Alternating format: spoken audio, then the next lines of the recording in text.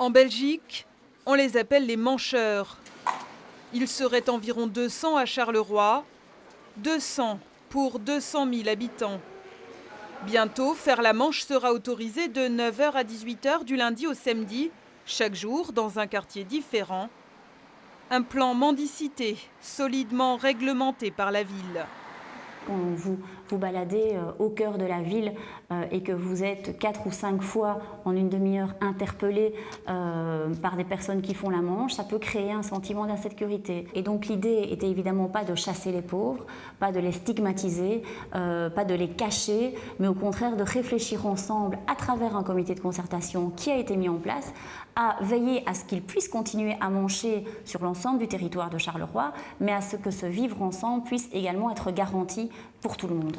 En échange, la ville promet un meilleur suivi social et une augmentation du revenu d'insertion. Les sans-abri engagés dans un projet d'intégration pourront percevoir 800 € par mois. Sur le terrain, l'assistante sociale du service d'urgence présente le nouveau règlement. Qu'est-ce qui vous embête le plus là-dedans? Le déplacement. Et puis tout le monde va être dans la même commune, c'est quoi ça? On va tous se retrouver dans la même ville. Et qu'est-ce qui va se passer? Il va y avoir des bagarres et tout ce qui s'ensuit. Parce que tout le monde voudra la même place et tout ce qui... ça va pas, quoi. Donc maintenant, moi je sais bien qu'une chose, c'est que moi je resterai toujours à Charleroi. Même son de cloche un peu plus loin, avec Lionel et Daniel. Sur 50 mètres, on va se retrouver à 20. Il n'y a plus personne qui va donner parce qu'il va y avoir beaucoup des agressifs.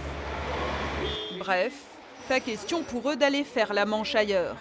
On ne peut pas nous interdire parce qu'on n'est pas méchants et les gens n'ont pas à avoir peur.